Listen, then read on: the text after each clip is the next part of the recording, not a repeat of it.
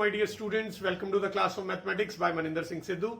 In this video, we are about to start the topic section formula in 3D geometry. Section formula आपने पहले भी सुन रखा है 10th class में भी, बट वो कोऑर्डिनेट ज्योमेट्री ऑफ 2 डायमेंशंस में आपने किया था, तो बट सिमिलर ही है. सेक्शन फॉर्मूला में आपने क्या पढ़ा था, 2 पॉइंट्स होते हैं ए एंड बी, जिनके कोऑर्डिनेट्स आपको गिवन होते हैं. x1 y1 z1 आ जाएंगे इस बार क्योंकि 3D है, और ये x2 y2 z2, और बीच में कहीं पे एक पॉइंट आता है p जो इसको m1:m2 की रेशियो में डिवाइड करता है. ठीक है, तो अब इस पॉइंट पॉइंट P के जो कोऑर्डिनेट्स फाइंड करने होते हैं वो निकलते हैं सेक्शन फॉर्मूला से. तो P के कोऑर्डिनेट्स क्या होंगे, m1x2 plus m2x1 upon m1 plus m2. ये x कोऑर्डिनेट है. y coordinate m1y2 plus m2y1 upon m1 plus m2, and then एक z कोऑर्डिनेट भी आएगा m1z2 plus m2z1 upon m1 plus m2. ये तो एक ये z कोऑर्डिनेट बट एक्स्ट्रा आ गया, बाकी ये दोनों तो आपने पहले से भी पढ़ रखे हैं. इसके अलावा 11th क्लास में क्या एडिशनल है, एक ये चीज आप सीखने वाले कि ये जो P पॉइंट है ये अगर तो A B के जॉइंट के बीच में हो कहीं पे, तो उसे हम बोलते हैं internal ratio. But her bar ratio जो है इंटरनल नहीं होगी, कई बार एक्सटर्नल रेशो भी आती है. अब एक्सटर्नल रेशो में क्या होगा, ये पॉइंट A है, ये पॉइंट B है, और जो P पॉइंट है वो A B के बीच में नहीं, उसी लाइन पे कहीं बाहर होगा. वो इस साइड बाहर भी हो सकता है, उस साइड बाहर भी हो सकता है, बट रहेगा इसी लाइन पे. तो अगर ऐसा है तो P के कोऑर्डिनेट्स हम कैसे निकालेंगे, तो फॉर्मूला यही रहेगा m1x2, बीच में माइनस आ जाएगा m2x1 upon m1 minus m2. ये बन गया. ऐसे ये सेकंड वाला क्या हो जाएगा, m1y2 minus m2y1 upon m1 minus m2, and last वाला भी ऐसे ही m1z2 minus m2z1 upon m1 minus m2. तो बेसिकली सेम यही फॉर्मूला है, जहां जहां यहां प्लस दिख रहे हैं उनकी प्लेसेस पे माइनस डाल देंगे, तो ये बन जाएगा एक्सटर्नल रेशो. ठीक है, तो एक्सटर्नल रेशो का मतलब है कि जो पॉइंट P है जो इनको डिवाइड कर रहा है, वो पॉइंट P ए बी के जॉइंट के बीच में नहीं है, कहीं बाहर है, या तो राइट साइड पे या लेफ्ट साइड पे कहीं पे भी हो सकता है.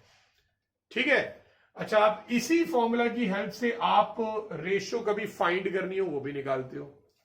ठीक है, तो जब भी आपने फाइंड करनी हो ratio, to find the ratio, आप क्या करते हैं, assume ratio to be k:1.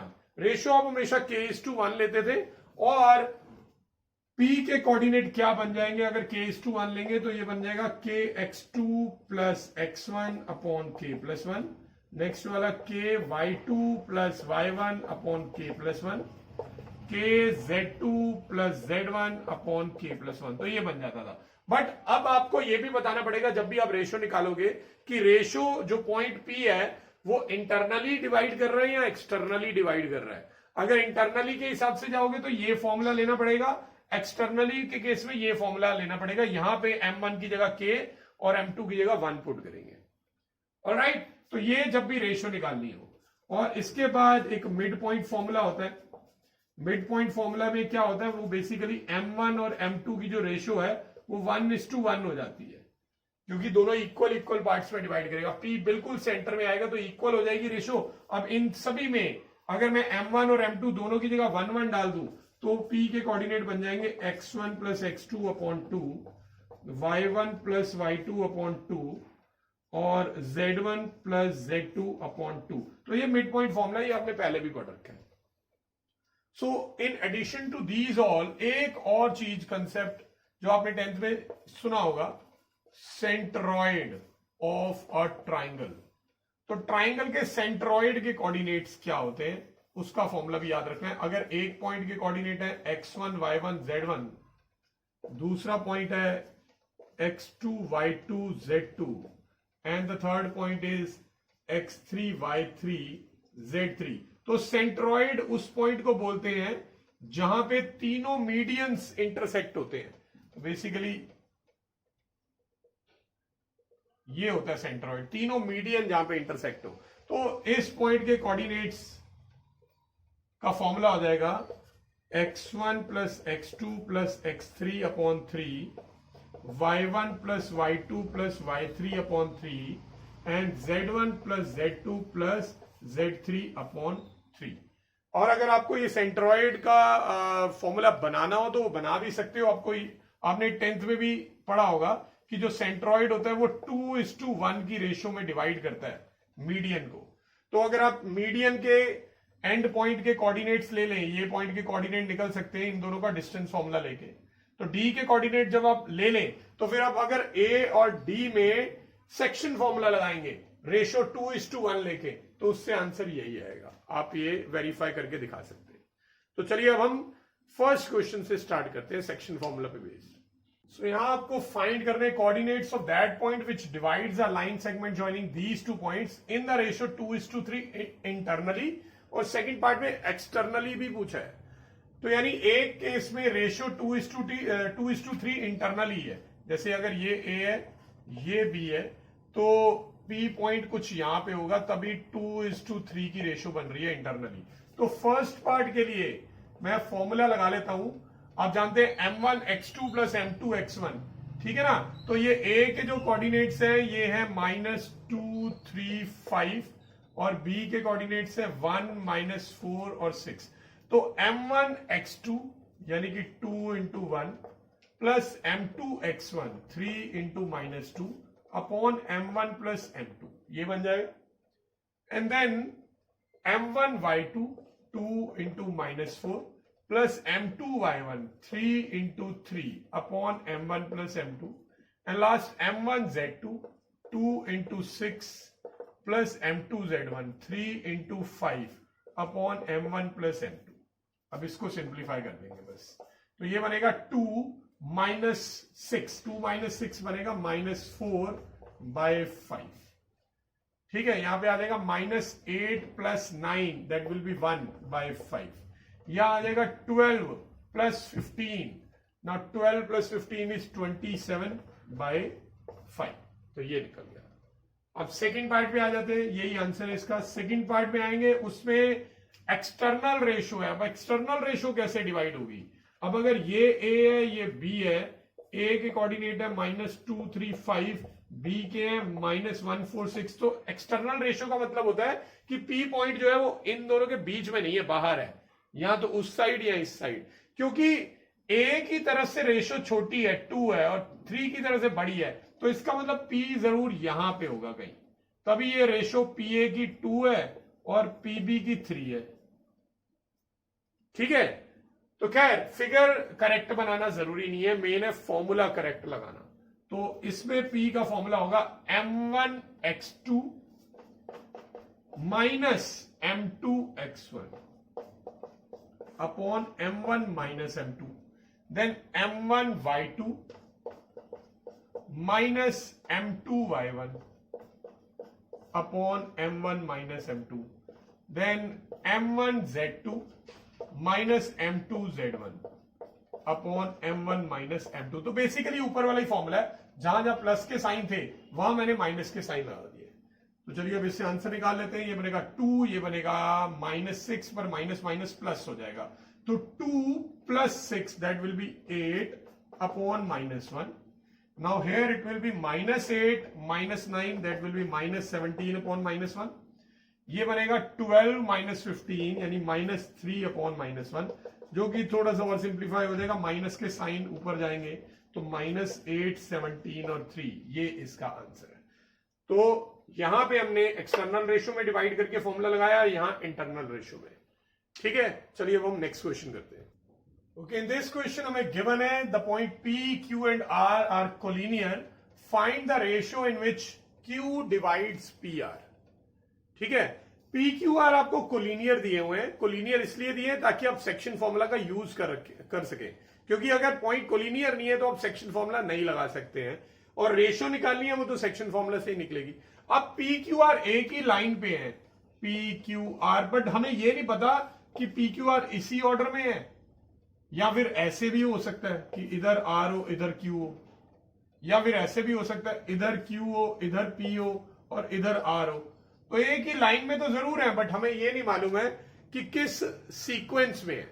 तो इसका मतलब मुझे यह नहीं मालूम कि जो क्यू है वो पी आर के बीच में आ रहा है कि बाहर आ रहा है। ऑलराइट, हमसे पूछा गया है find the ratio in which Q divides P are. Q जो है वो पी आर को किस रेशियो में बांट रहा है, हमें नहीं मालूम, वो फाइंड करना है। वो तो चलो k:1 लेके हम कर सकते हैं, बट ये भी तो नहीं मालूम कि क्यू जो है वो पी आर के बीच में है कि बाहर है। क्योंकि अगर बीच में है तो फिर इंटरनल रेशियो का फॉर्मूला लगाना चाहिए, और अगर बाहर है तो एक्सटर्नल रेशियो का फॉर्मूला लगाना चाहिए। तो क्या करेंगे, ऐसे में हम अपनी मर्जी से कोई भी एक चीज एज्यूम कर लेंगे, वो पता नहीं सही होगी या गलत होगी, बट वो एंड में जाके पता चल जाएगा और हम वहीं पे एक हल्की सी करेक्शन करेंगे और वहां पे सब कुछ सही हो जाएगा। तो आपको स्टार्टिंग में अपनी मर्जी से कुछ भी एज्यूम करना है कि इंटरनल है या एक्सटर्नल है। तो मैं एक्सटर्नल एज्यूम करने वाला हूं। So let Q divides P R in the ratio k:1 externally. तो अपनी मर्जी से आप एक्सटर्नली या इंटरनली में से कुछ भी मान सकते हो, फिर फॉर्मूला उसी का लगाना पड़ेगा आपको। तो अगर मैंने इस तरह से मान लिया तो P के कोऑर्डिनेट्स हैं 3, 2, -1 और R के कोऑर्डिनेट्स हैं 9, 8, -10। Q के कोऑर्डिनेट्स हमें वैसे यूज हेल्प तो करेंगे, बट रेशियो जो है हमने k:1 मान ली ना, k:1। तो चलिए अब मैं सेक्शन फॉर्मूला लगाता हूं। सो दिस इंप्लाइज Q के कोऑर्डिनेट क्या बन जाएंगे, m1 x2। याद रखिए P और R में फॉर्मूला लगा रहे हो आप, Q के कोऑर्डिनेट्स अभी यूज नहीं करने। m1 x2 तो 9k माइनस m2 x1 तो that will B 3 upon m1 minus m2, ये बन गया। ठीक है, Q के कोऑर्डिनेट्स। फिर m1 y2 यानी 8k माइनस m2 y1 यानी -2 अपॉन k -1, और इसी तरह फिर m1 z2 -10k minus m2 z1 यानी कि -4। ये बन गए Q के कोऑर्डिनेट्स, बट Q के कोऑर्डिनेट्स हमें ऑलरेडी मालूम भी है। तो Q के कोऑर्डिनेट्स क्या है, 5, 4, -6। अब मैं कंपेयरिंग बोथ साइड करके K की वैल्यू फाइंड कर सकता हूं। तो यहां पे कंपेयर कर लेंगे, किसी भी एक के कोऑर्डिनेट से आप कंपेयर कर सकते हो, चाहे सिर्फ x वाले को, चाहे y वाले को, या सिर्फ z वाले को। तीनों को कंपेयर करने की जरूरत नहीं है। ऑल्दो अगर आप तीनों को कंपेयर कर लेंगे, अगर तीनों से k की वैल्यू निकालेंगे तो उससे वेरिफिकेशन भी हो जाती है कि कई बार सिली मिस्टेक हो गई हो तो वो पता लग जाता है। तो कंपेयरिंग कर रहा हूं, ये बनेगा 9k -3 upon k -1 equal to 5। x के कोऑर्डिनेट को कंपेयर कर लिया, इसे मैं सिंप्लीफाई करूंगा, 9k -3 is equal to 5k -5। अब ये 5k इधर आके माइनस होगा तो 4k इज इक्वल टू -2। तो k की वैल्यू -1/2 आ रही है। k की वैल्यू आज तक अभी आपने नेगेटिव नहीं देखी होगी कभी भी, इससे पहले जब भी आपने 10th में k की वैल्यू फाइंड की होगी। नेगेटिव क्यों आई बेटा? नेगेटिव आने का मतलब सिर्फ ये होता है कि जो आपने यहां पे एज्यूम किया था ना एक्सटर्नली या इंटरनली, वो उल्टा एज्यूम कर लिया है, एक्चुअल में वो नहीं है। ठीक है, तो हमने एक्सटर्नली एज्यूम किया था और बाद में जाके मुझे पता चला है कि नेगेटिव आ रहा है। नेगेटिव का मतलब है कि ये एक्सटर्नली नहीं है, ये इंटरनली है। तो इसका मतलब मैं ये लिखूंगा कि P divides, sorry not P, Q divides PR in the ratio, कितनी रेशियो आई है 1/2 ना, तो 1:2। आगे बस एक्सटर्नली हटा के इंटरनली लिख देंगे। ठीक है, तो K की वैल्यू से आपको हमेशा पता चल जाएगा कि वो जो आपने यहां पे एजम्पशन ली है वो करेक्ट है या नहीं।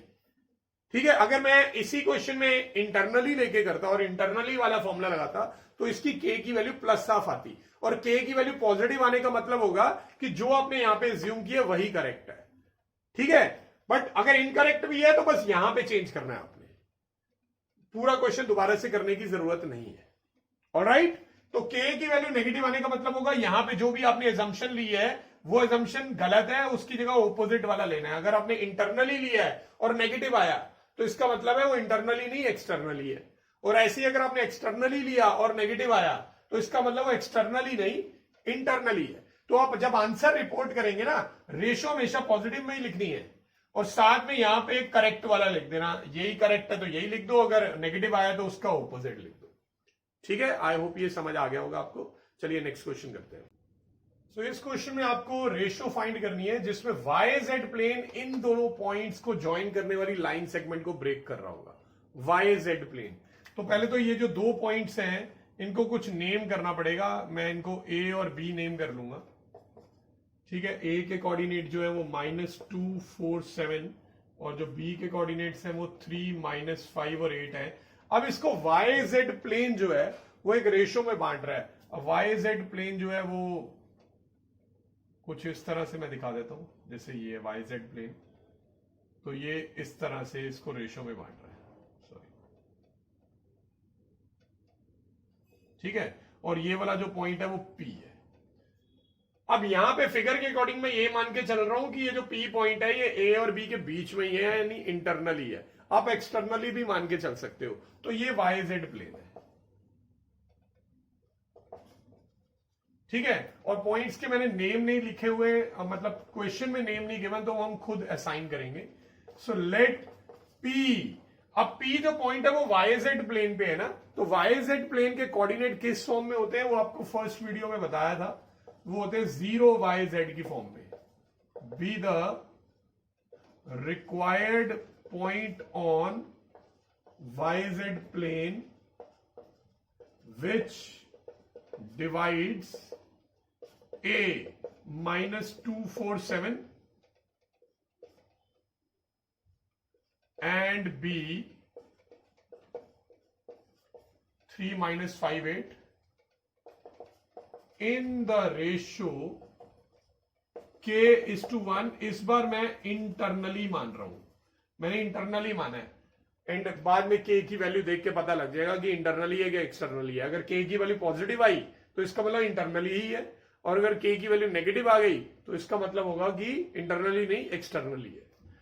सो दिस इंप्लाइज p के कोऑर्डिनेट, तो रेशियो मैंने मानी है k:1, तो फॉर्मूला होता है इंटरनल रेशियो का m1x2 यानी कि 3k प्लस m2x1 यानी -2 अपॉन m1 प्लस m2, फिर m1y2 यानी कि -5k plus m2y1 upon m1 plus m2, and then m1z2 8k plus m2y1 upon k plus 1।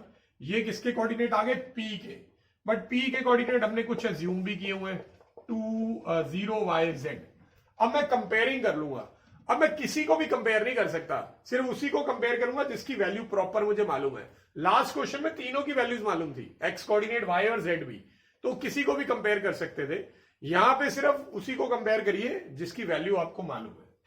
So on comparing we can see that 3k -2 upon k plus 1 जो है ये 0 के equal है, तो यहां से क्रॉस मल्टीप्लाई करेंगे 0 आ जाएगा, तो 3k की वैल्यू बन जाएगी 2, तो k आ जाएगा 2/3। पॉजिटिव आ रहा है तो इसका मतलब ये हुआ कि ये इंटरनल रेशियो ही है। ठीक है, सो हम लिखेंगे therefore yz plane divides AB in the ratio 2:3 internally. तो यहां पे मैंने इंटरनली माना था, पॉजिटिव आया है तो इसका मतलब इंटरनली ही है। अब इसी क्वेश्चन में एक और चीज पूछी जा सकती है, also find coordinates of the point. किस पॉइंट की बात हो रही है? P के। P के कोऑर्डिनेट निकालो। बेटा देखिए P का x कोऑर्डिनेट तो पहले से ही पता है, y और z बचा है ना। वैसे ये जितना क्वेश्चन दिया हुआ था वो हो चुका है हमारा खत्म, बट अगर मुझे P के कोऑर्डिनेट निकालने तो कैसे निकालेंगे? जब आप ये कंपैरिजन करोगे ना तो y और z का भी कंपैरिजन कर लेंगे। 5k plus 4 upon k plus 1 ये y के इक्वल है, और 8k plus 7 upon k plus 1 ये z के इक्वल है। अब ये जो आपकी k की वैल्यू आई है ना, इसे उठा के यहां पे भी डाल दीजिए और यहां पे भी डाल दीजिए। इससे y और z के कोऑर्डिनेट्स आ जाएंगे। y z के कोऑर्डिनेट आएंगे तो यहां आप डाल पाओगे प्रॉपर p के प्रॉपर कोऑर्डिनेट्स पता चल जाएंगे। तो ये क्वेश्चन पूछा जा सकता है। ठीक है, आई होप ये क्वेश्चन समझ आ गया होगा। चलिए अब हम नेक्स्ट क्वेश्चन पे चलते हैं। Now this question is by far according to me the most important question of this chapter. क्या है ऐसा इस क्वेश्चन में जो इसे सबसे इंपॉर्टेंट बनाता है? यूजिंग सेक्शन फॉर्मूला शो कर रहे हैं कि ये जो 3 पॉइंट्स है वो कोलिनियर है। बट आपने कोलिनियरिटी पहले भी प्रूव कर रखी है, 10th क्लास में भी की है, डिस्टेंस फॉर्मूला की हेल्प से की थी, एरिया ऑफ ट्राइंगल की फॉर्म से की थी। ठीक है, उसके बाद जब 11th में स्ट्रेट लाइन चैप्टर कर रहे थे वहां पे आपने स्लोप के कॉन्सेप्ट से भी कोलिनियरिटी प्रूव करी थी और इक्वेशन ऑफ लाइन से भी करी थी। बट कभी भी हमने सेक्शन फॉर्मूला की हेल्प से कभी 3 पॉइंट्स को कोलिनियर नहीं किया, हालांकि सेक्शन फॉर्मूला 10th क्लास में भी पढ़ चुके हैं। तो इसी वजह से ये क्वेश्चन इस चैप्टर का सबसे इंपॉर्टेंट क्वेश्चन है, क्योंकि इस चैप्टर की ज्यादातर चीजें 10th क्लास से रिलेटेड है, ऑलमोस्ट क्वेश्चन भी वैसे ही है। बट कोलिनियरिटी सेक्शन फॉर्मूला से पहले नहीं प्रूव की। ठीक है, तो चलिए अब देखते हैं कोलिनियर कैसे प्रूव करेंगे इन 3 पॉइंट्स को। तो 3 पॉइंट है ए जिसके कोऑर्डिनेट है 2 -3 4 और एक पॉइंट है बी जिसके कोऑर्डिनेट है -1 2 1 और एक पॉइंट है सी जिसके कोऑर्डिनेट है 0 1/3 और 2।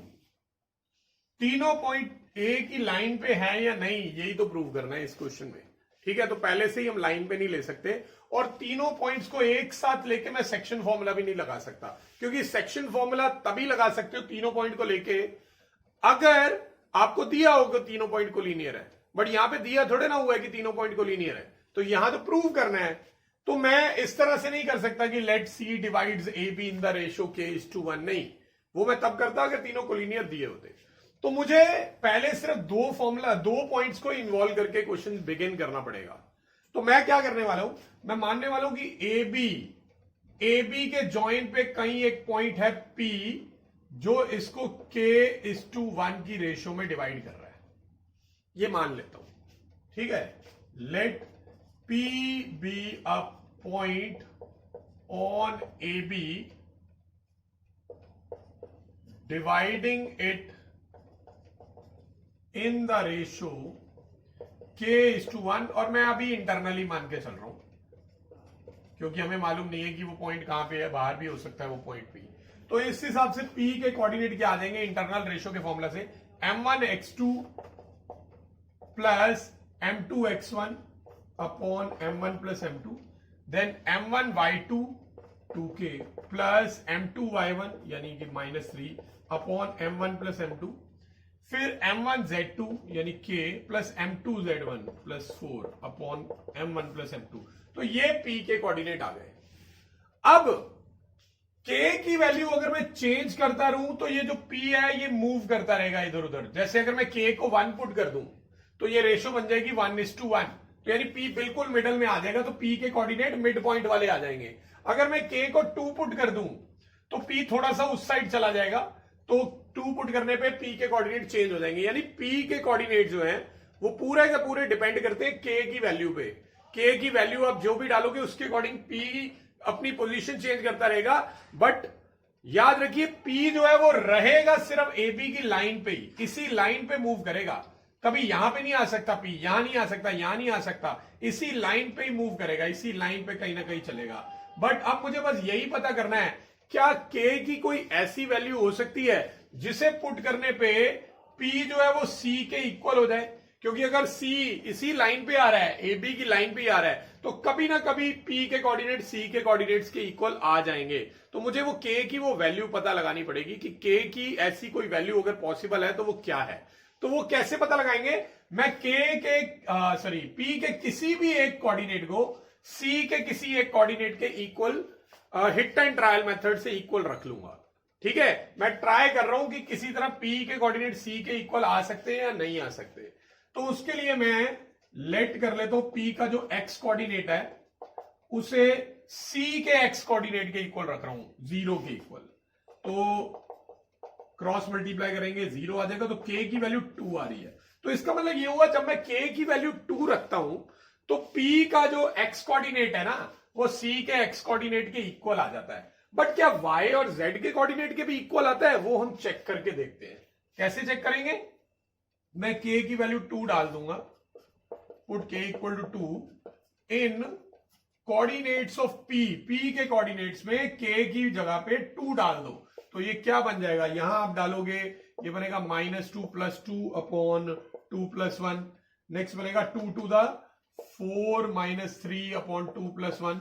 नेक्स्ट बनेगा 2 + 4 अपॉन 2 + 1, यानी कि ये 0/3 0 हो जाएगा, ये 1/3 हो जाएगा और ये 6/3 यानी 2 हो जाएगा। अब आप देख सकते हो ये तो बिल्कुल c के इक्वल आ गया। तो दैट मीन्स अगर k की वैल्यू 2 पुट की जाए तो जो p है ना वो पूरा c पे पहुंच जाता है। अब मैंने आपको पहले ही बता दिया था कि जो p है वो सिर्फ स्ट्रेट लाइन पे चलेगा, ab वाली लाइन पे ही। तो अगर p c पे पहुंच पा रहा है तो इसका मतलब ये हुआ ना कि c भी ab की लाइन पे ही है। ठीक है, so this implies p and c are same points when k is equal to 2। तो k को 2 रखने पे p और c एक ही लाइन पे है, p और c सेम पॉइंट बन जाते हैं। अब हमें पहले ही मालूम है कि p जो है वो ab पे ही आ रहा है, तो अगर p और c सेम पॉइंट हो गए हैं तो इसका मतलब c also lies on ab। तो c भी जो है वो ab की लाइन पे ही लाई कर रहा है, और अगर ये ab की लाइन पे आ रहा है तो इसका मतलब ये हुआ कि a b c are collinear. तो ये हमने इस तरह से प्रूव कर दिया। वेरी इंपॉर्टेंट क्वेश्चन, सबसे ज्यादा इंपॉर्टेंट क्वेश्चन है इस चैप्टर का। आई होप आपको ये समझ आ गया होगा। ठीक है, चलिए अब हम नेक्स्ट क्वेश्चन पे चलते हैं। नाउ इन दिस क्वेश्चन हमें फाइंड करने coordinates of the point which trisect the line segment joining the point P and Q। तो आपको दो पॉइंट्स दे रखे हैं P और Q। P के कोऑर्डिनेट्स है 4 2 -6 और Q के कोऑर्डिनेट है 10 16 और 6। अब इनको ट्राइसेक्ट, जैसे बाइसेक्ट होता है, बाइसेक्ट का मतलब होता है दो पार्ट्स में डिवाइड करना, तो उसके लिए बीच में एक पॉइंट आ जाता है। ठीक है, ट्राइसेक्ट का मतलब है इसको 3 पार्ट्स में, 3 इक्वल पार्ट्स में डिवाइड करना है। तो 3 इक्वल पार्ट्स में डिवाइड करना है तो इसमें 2 पॉइंट्स आएंगे, एक को A मान लेते हैं, एक को B मान लेते हैं। ठीक है, so let A and B be the points which trisect PQ। ठीक है, तो P और Q को ट्राइसेक्ट करने वाले पॉइंट A B है। अब A और B की वैल्यूज मैं एक एक करके निकाल लूंगा। तो सबसे पहले जो A है वो डिवाइड करता है PQ को किस रेशो में? अगर A की डिवीजन मांग रहे हैं तो वो 1:2 की रेशो में डिवाइड करेगा। ठीक है ना, एक तरफ एक पार्ट है, एक तरफ 2 पार्ट है, इक्वल इक्वल पार्ट्स है ना, इन द रेशो 1:2। और ये इंटरनली है, डेफिनेटली इंटरनली है, क्योंकि बीच में ही आएंगे तभी तो 3 इक्वल पार्ट्स बनेंगे। तो अगर ये 1:2 की रेशो में डिवाइड कर रहे हैं तो A के कोऑर्डिनेट आ जाएंगे m1x2 यानी 1 × 10 10 प्लस m2x1 2 × 4 यानी 8 upon m1 plus m2। Then m1y2 1 × 16 plus m2y1 2 to the 4 upon m1 plus m2। Then m1z2 6 plus m2z1 यानी कि -12 अपॉन 1 + 2। ये बन गए। ठीक है, तो अब इसकी वैल्यूज आ जाएंगी A की, ये बनेगा 18/3 दैट विल बी 6, ये बनेगा 20/3, ये कटिंग नहीं होगी, और लास्ट ये आ जाएगा -6/3 दैट विल बी -2। तो मुझे A के कोऑर्डिनेट पता चल चुके हैं। अब इसी तरह मैं B के कोऑर्डिनेट भी निकाल लूंगा। अब B के कोऑर्डिनेट निकालने का 2 तरीका है। एक तरीका तो ये कि क्योंकि आपको A के कोऑर्डिनेट पता है तो B जो है वो A और Q का मिड पॉइंट है, तो आप मिड पॉइंट फॉर्मूला लगा के भी कर सकते हो A के कोऑर्डिनेट और Q के कोऑर्डिनेट से, या फिर सेक्शन फॉर्मूला से कर लो। अगर सेक्शन फॉर्मूला से करेंगे तो B जो है वो पूरा BQ को 2:1 की रेशो में डिवाइड कर रहा है। ठीक है, so now B divides PQ in the ratio 2:1 internally. तो इस तरह से बी के कोऑर्डिनेट्स आ जाएंगे m1 y2 यानी 2 into 10 20 plus m2 y1 1 into 4 4 upon m1 plus m2, then m1 y2 that will be 32 plus m2 y1 that will be 2 upon 2 plus 1, then m1 z2 2 6 are 12 plus m2 z1 यानी कि -6 upon 2 plus 1।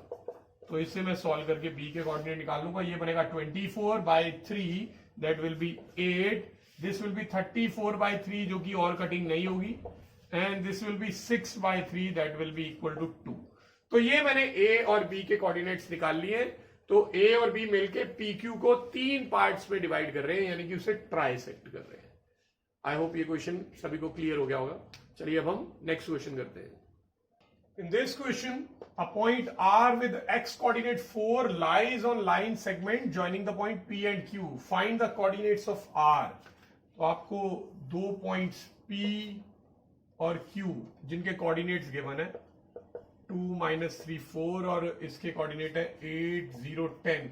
आपसे बोला गया एक point है r जिसका x coordinate तो 4 है, बाकी के दोनों कोऑर्डिनेट्स हमें नहीं मालूम। ये पॉइंट PQ पे ही लाई कर रहा है, ठीक है। तो अब आपको r के बाकी के कोऑर्डिनेट निकालने हैं। अब ये क्वेश्चन किस टॉपिक से रिलेटेड है? बेटा देखिए, उन्होंने बता रखा है ना कि जो r है वो PQ पे ही लाई कर रहा है, तो इसका मतलब ये कोलिनियर है, और जब भी कोलिनियर हो तो आप सेक्शन फॉर्मूला का यूज कर सकते हो। क्योंकि हमें एक कोऑर्डिनेट गिवन है, ये x कोऑर्डिनेट 4 गिवन है, इसकी हेल्प से मैं रेशो निकाल सकता हूं कि ये किस रेशो में डिवाइड करेगा, ठीक है। तो मैं स्टार्ट करता हूं इसको। लेट r जिसके कोऑर्डिनेट है 4 और बाकी के दोनों कोऑर्डिनेट्स को y और z मान लेते हैं, ठीक है। ये y हो गया, ये z हो गया, divides PQ in the ratio k:1 internally. तो मैं इंटरनली मान के चल रहा हूं, तो रेशो मैंने ले ली है k:1, ठीक है। तो अगर ये रेशो है तो फिर इसके अकॉर्डिंग मैं r के कोऑर्डिनेट निकाल सकता हूं, m1 x2 यानी कि 8k प्लस m2 x1 यानी 2 अपॉन k प्लस 1, फिर m1 y2 that will B 0 plus m2 y1 यानी कि -3 upon k plus 1, then m1 z2 यानी कि 10k प्लस m2 z1 यानी कि 4 अपॉन k प्लस 1। ये r के कोऑर्डिनेट आ गए, बट r के कुछ कोऑर्डिनेट तो मुझे मालूम भी है, ठीक है। अब मैं कंपेयरिंग कर लूंगा। सो अगर मैं कंपेयरिंग करता हूं तो 8k plus 2 upon k plus 1 ये तो 4k इक्वल आ जाएगा। बाकियों की भी कंपेयरिंग कर लेंगे, ये y के इक्वल आ जाएगा और ये जो है ये z के इक्वल आ जाएगा, ठीक है। ओके ना, यहां से मैं k की वैल्यू फाइंड कर सकता हूं। 8k plus 2 is equal to 4k plus 4, ये इधर आके बनेगा माइनस होके 4k और वो उधर जाके 2 बनेगा, तो k की वैल्यू 1/2 आ रही है, ये k की वैल्यू है। मुझे रेशो नहीं बतानी थी इस क्वेश्चन में, तो इसलिए मैं रेशो रिपोर्ट नहीं करूंगा कि ये इसको 1:2 की रेशो में इंटरनली डिवाइड कर रहा है। Basically we need to find the other 2 coordinates. वो अब कैसे निकलेंगे, यहां पे k की वैल्यू पुट कर दो। k की वैल्यू 1/2 आई है, यहां पे डालिए, तो ये बनेगा 1/2 प्लस 1।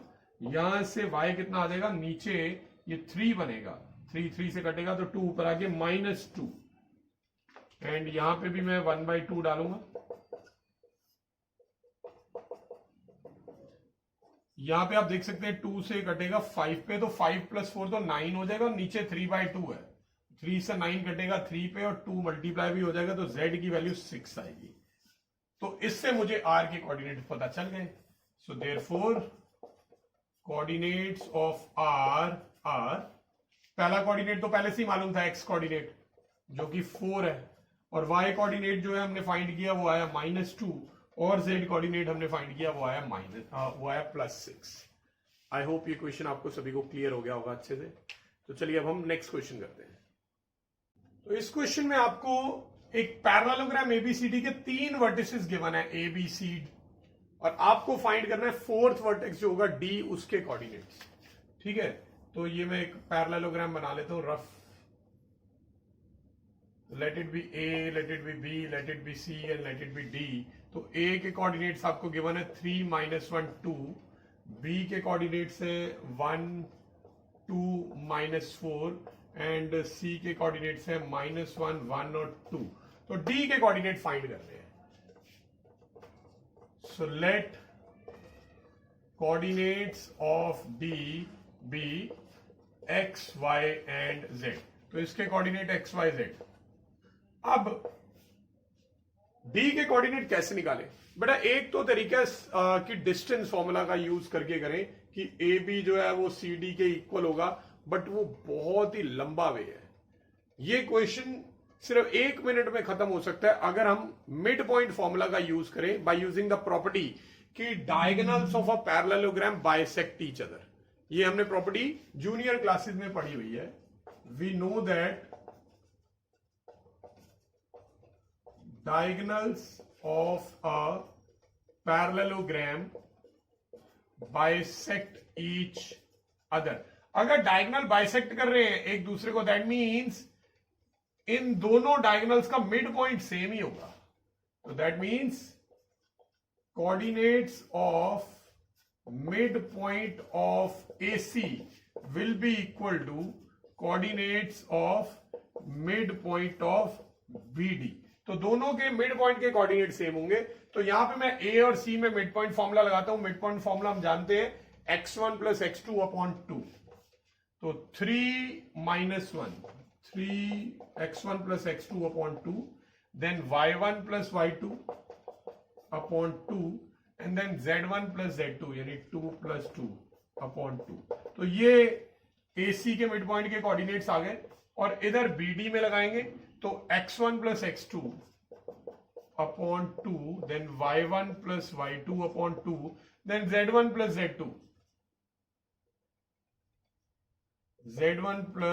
z2 upon 2. अब हम दोनों साइड्स को अगर कंपेयर कर लें तो कंपेयर करते ही आसानी से x, y, z निकल जाएगा. सो अगर हम कंपेयरिंग करते हैं तो ये कितना बनने वाला है? ये 3 - 1 2 हो जाएगा 2 upon 2.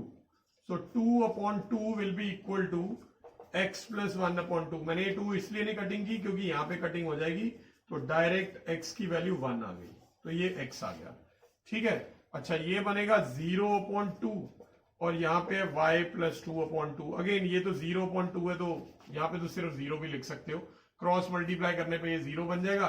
तो y की वैल्यू -2 आ जाएगी. एंड यहां पे बनेगा ये 4 upon 2. That will be equal to z -4 upon 2. तो 2 से 2 कटेगा, ये -4 इधर आके +4 हो जाएगा. तो z की वैल्यू 8 आ जाएगी. तो ये मुझे फोर्थ वर्टेक्स के कोऑर्डिनेट पता चल गए. So therefore coordinates of D are x coordinate 1 है, y -2 है और z जो है वो 8 है. 1 - 2 8. ठीक है. तो ये बहुत ही छोटा हो जाता है अगर हम मिड पॉइंट फॉर्मूला की टेक्निक का यूज करते हैं और यही करना चाहिए. सेंसिबल भी यही है. तो चलिए अब हम नेक्स्ट क्वेश्चन करते हैं. In this question we need to find lengths of the medians of a triangle with vertices. ये आपको ट्राइंगल के वर्टिसेस दे रखे हैं. जैसे ये ए है, ए के वर्टिसेस है 0 0 6. पॉइंट बी के कोऑर्डिनेट्स है 0 4 0 और C के कोऑर्डिनेट्स है 6 0 0. आपको इसके तीनों मीडियंस की लेंथ निकालनी है. पहले तो हमें पता होना चाहिए मीडियन बोलते किसे. देखिए मीडियन वो होता है जो किसी भी वर्टेक्स को सामने वाली साइड के मिड पॉइंट से ज्वाइन करने वाली लाइन सेगमेंट होती है. ठीक है. तो BC को जो बाइसेक्ट करेगी वो वाली लाइन सेगमेंट जो सामने वाले वर्टेक्स से आएगी ये होगी मीडियन. तो AD एक तरह का मीडियन है. D जो है वो मिड पॉइंट है. किसका? BC का. तो अगर मुझे AD की लेंथ निकालनी है तो उससे पहले मुझे D के कोऑर्डिनेट्स निकालने पड़ेंगे. ठीक है. तो वो कैसे निकलेगा? Since DE is mid point of BC. तो इसका मतलब आप D के कोऑर्डिनेट निकाल सकते हो मिड पॉइंट फॉर्मूला से x1 + x2 upon 2, then y1 + y2 upon 2, then z1 + z2 upon 2. तो इससे D के कोऑर्डिनेट आ जाएंगे 6/2 3 देन ये 2 और ये 0, 3 2 0। तो ये डी के कोऑर्डिनेट्स हमने निकाल लिए 3 2 0। अब मैं एडी की लेंथ निकाल सकता हूं।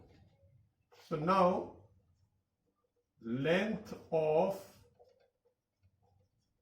मीडियन एडी, इसके लिए मैं डिस्टेंस फॉर्मूला लगा लूंगा।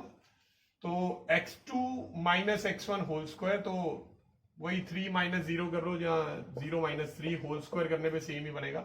2 माइनस 0 होल स्क्वायर यानी 2 स्क्वायर, 0 माइनस 6 होल स्क्वायर यानी माइनस 6 स्क्वायर।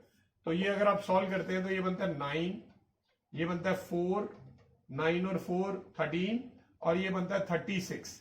तो ये मिला के आ जाएगा √49, जो कि बन जाएगा 7 यूनिट्स। तो ये मैंने एक मीडियन की लेंथ निकाली है। अब इसी तरह दूसरे मीडियन पे आ जाते हैं। यहां से भी एक मीडियन जाएगा, सामने ई से मिलेगा। तो ये जो पॉइंट ई होगा वो मिड पॉइंट है एसी का। Since E is mid point of AC, तो इसका मतलब मैं ई के कोऑर्डिनेट निकाल सकता हूं direct. x1 plus x2, 0 plus 6 upon 2 करूंगा तो 3 आ जाएगा। फिर y1 प्लस y2, दोनों ही 0 है, तो 0 अपॉन 2 करेंगे तो 0 ही रहेगा। फिर z1 प्लस z2 यानी 6 अपॉन 2 करेंगे तो 3 आ जाएगा। तो इसके कोऑर्डिनेट्स आ गए 3 0 3। अब मैं मीडियन बीई की लेंथ भी निकाल सकता हूं। सो दिस इंप्लाइज बीई की लेंथ, फॉर्मूला हो जाएगा x2 minus x1 whole square यानी कि -3 का square, plus y2 minus y1 whole square यानी कि 4 का स्क्वायर, और फिर z2 minus z1 whole square यानी -3 का स्क्वायर। तो ये आ जाएगा 9 प्लस 16 प्लस 9। तो 9 और 9 18 और 16 ऐड करेंगे √34 यूनिट्स। ये ऐसे ही छोड़ना पड़ेगा, इससे ज्यादा ये सॉल्व नहीं हो सकता। अब लास्ट मीडियन ये होगा F। अब जो F है वो मिड पॉइंट होगा किसका, AB का। So since F is mid point of AB, तो इसलिए मैं F के कोऑर्डिनेट्स यहां से बता सकता हूं। ठीक है, तो F के कोऑर्डिनेट्स आ जाएंगे x1 प्लस x2 अपॉन 2, जो कि 0 बनेगा। फिर y1 प्लस y2 यानी 0 प्लस 4 अपॉन 2 करेंगे तो 2 बनेगा। फिर z1 plus z2, 6 plus 0 6 upon 2 3 बनेगा। तो F के कोऑर्डिनेट्स भी आ गए हैं मेरे पास 0 2 और 3। अब मैं CF की लेंथ निकाल सकता हूं, जो तीसरा मीडियन है। तो आ जाएगा x2 minus x1 whole square यानी कि -6 का square, plus y2 minus y1 whole square यानी 2 का square, plus z2 minus z1 whole square यानी कि 3 का square. So this will be 36 plus 4 plus 9, तो ये √49 बन रहा है, जो कि 7 यूनिट्स के इक्वल आ जाएगा। तो इस तरह से हमने मीडियंस, तीनों मीडियंस की लेंथ फाइंड कर ली। अब यहां पे मैं आपको रिमाइंड करवा दूं, जिस पॉइंट पे तीनों मीडियंस इंटरसेक्ट होते हैं उस पॉइंट को हम सेंट्रॉइड बोलते हैं। ठीक है, तो चलिए नेक्स्ट हम सेंट्रॉइड पे बेस्ड क्वेश्चन करते हैं। तो इस क्वेश्चन में हमें बता रखे कि जो ओरिजिन है वो सेंट्रॉइड है, एक ट्राइंगल का, जिस ट्राइंगल के वर्टिसेस हमें दे रखे हैं। तो हमें ए बी सी की वैल्यूज फाइंड करनी है। तो यहां पे सेंट्रॉइड पे बेस्ड क्वेश्चन है। सेंट्रॉइड के बारे में हम एक चीज जानते हैं कि उसके कोऑर्डिनेट्स का एक फॉर्मूला होता है। वी नो दैट जो कोऑर्डिनेट्स ऑफ सेंट्रॉइड होते हैं उसका फॉर्मूला है x1 plus x2 plus x3 upon 3, y1 plus y2 plus y3 upon 3 and z1 plus z2 plus z3 upon 3। तो ये फॉर्मूला होता है सेंट्रॉइड का। ये फॉर्मूला आया कहां से है वो अभी मैं आपको डिराइव भी करके दिखा दूंगा। अब देखिए सेंट्रॉइड के कोऑर्डिनेट हमें गिवन है, क्योंकि हमें गिवन है कि ओरिजिन जो है वही सेंट्रॉइड है। तो ओरिजिन के कोऑर्डिनेट होते हैं 0 0 0। ठीक है, और यहां पे मैं x1 x2 x3 की वैल्यूज पुट करूंगा। x1 की वैल्यू 2a है, x2 की वैल्यू -4 है और x3 की वैल्यू 8 है। तो ये बनेगा x1 plus x2 plus x3 upon 3। Then इसी तरह y1 y2 और y3। y1 की वैल्यू 2 है, y2 की वैल्यू 3 भी है और y3 की वैल्यू 14 है upon 3। And last it is z1 plus z2 जो है वो नेगेटिव में, प्लस Z3 अपॉन 3। ठीक है, अब इसके बाद हम कंपेयरिंग बोथ साइड कर लेंगे। सो अगर हम इसको कंपेयर करते हैं तो ये बनेगा 2a -4 प्लस 8 करके प्लस 4 आ जाएगा अपॉन 3 इक्वल टू 0। ये उधर जाके क्रॉस मल्टीप्लाई होगा तो -4 अपॉन 2, a की वैल्यू आ जाएगी -2। तो ये हमने a निकाल लिया। ठीक है, अब यहां पे y वाला कोऑर्डिनेट भी कंपेयर करेंगे, वो है 3b plus 16 upon 3 equal to में 0 है। ये उधर जाके 0 बन जाएगा, 16 माइनस में होगा और 3 डिवाइड में जाएगा, तो ये b की वैल्यू आ गई -16 अपॉन 3। एंड लास्टली c में यहां पे बना हुआ है 2c -4, 6 - 10 -4 हो गया, is equal to 0। Cross multiply करेंगे, ये 0 हो जाएगा, 4 उधर जाके +4 बनेगा, एंड देन जब 2 डिवाइड में जाएगा तो c की वैल्यू आ जाएगी 2। तो ये इस तरह से हमने a b c की वैल्यूज निकाल ली, बहुत ही इजी था। ठीक है, अब ये कैसे शो करें कि सेंट्रॉइड का ये आता है, ये क्वेश्चन भी पूछा जा सकता है कि प्रूव करो कि सेंट्रॉइड के कोऑर्डिनेट्स का यही फॉर्मूला होता है, तो वो मैं आपको फटाफट से करके दिखाता हूं and then we will end this class. देखिए, सेंट्रॉइड के केस में 3 वर्टिसेस के कोऑर्डिनेट पता होने चाहिए। तो एक ये वर्टिसेस को मैं x1 y1 z1, दूसरे वाले के लिए x2 y2 और z2 ले रहा हूं, और थर्ड वाला जो है वो x3 y3 एंड z3। ठीक है, हम सेंट्रॉइड के बारे में एक चीज जानते हैं कि सेंट्रॉइड जो है वो मीडियन पे ही आता है, और वो मीडियन को 2:1 की रेशियो में डिवाइड करता है। ठीक है, ये सेंट्रॉइड की प्रॉपर्टी होती है। तो इसके लिए मैं क्या करने वाला हूं, मैं पहले ये पॉइंट डी के कोऑर्डिनेट निकाल लूंगा और उसकी हेल्प से ये जी के कोऑर्डिनेट यानी सेंट्रॉइड के कोऑर्डिनेट निकल जाएंगे। पहले डी क्या है, क्योंकि एडी मीडियन है, तो सिंस एडी इज मीडियन, तो इसका मतलब डी जो है वो मिड पॉइंट है। किसका मिड पॉइंट है, बीसी का। तो दैट मीन्स डी के कोऑर्डिनेट आ जाएंगे x2 plus x3 upon 2। Basically x1 plus x2 upon 2 होता है, तो यहां पे बट x2 और x3 दे रखे हैं, तो ऐसे ये y2 plus y3 upon 2 and z2 plus z3 upon 2। तो ये मेरे पास d के कोऑर्डिनेट आ गए। ठीक है, मैं यहां पे लिख भी देता हूं x2 plus x3 upon 2, y2 plus y3 upon 2 और z2 प्लस z3 अपॉन 2। तो ये d के कोऑर्डिनेट है। ठीक है, अब g के कोऑर्डिनेट निकालने हमने, तो सिंस g यानी कि मीडियन, इट डिवाइड्स, g यानी centroid, sorry, g centroid, it divides median AD in the ratio 2:1, और वो भी इंटरनली है। तो इसलिए मैं g के कोऑर्डिनेट अब निकाल लूंगा। फॉर्मूला होता है m1 x2 यानी 2 into x2 plus x3 upon 2 plus m2 x1, 1 into x1, x1 ही होगा, अपॉन m1 प्लस m2, ये बन जाएगा। ऑलराइट, फिर ऐसे ही m1 y2, 2 into y2 plus y3 upon 2 plus m2 y1 यानी y1 अपॉन 2 प्लस 1। फिर आएगा m1 y2, m1 z2 यानी 2 into z2 plus z3 upon 2 plus m2 into z1, तो m2 इंटू z1 करने पे z1 ही आ जाएगा अपॉन m1 प्लस m2। अब आप देख सकते हैं 2 से 2 कटेगा, अगर ये 2 से 2 कटा तो आपके पास क्या बचा है, x2 plus x3 plus x1, तो यानी उसे मैं ऐसे लिख सकता हूं x1 plus x2 plus x3 upon 2 plus 1 3। Same way में यहां पे भी कटेगा, तो ये आ जाएगा y1 plus y2 plus y3 upon 3, और ये यहां से भी कट जाएगा, तो ये आ गया z1 plus z2 plus z3 upon 3, और यही कोऑर्डिनेट्स ऑफ सेंट्रॉइड होते हैं जो आपको बताया गया था। ठीक है, तो मेन ये अगर प्रूव करना है तो आपको ये प्रॉपर्टी याद होनी चाहिए कि सेंट्रॉइड किसी भी मीडियन को हमेशा 2:1 की रेशियो में डिवाइड करता है। तो आप पहले मिड पॉइंट फॉर्मूला लगा के उसके बाद सेक्शन फॉर्मूला लगाएंगे तो सेंट्रॉइड के कोऑर्डिनेट्स आ जाएंगे। तो ये हमारा इसी के साथ ये वीडियो भी एंड होती है और साथ ही साथ ये चैप्टर भी एंड होता है। आई होप आपको ये पूरा चैप्टर और खासकर ये वाली जो वीडियो है बहुत इंपॉर्टेंट थी, ये अच्छे से समझ आ गए होंगे। नेक्स्ट क्लास में या नेक्स्ट वीडियो में we will meet with another chapter. तब तक keep practicing and thanks for watching.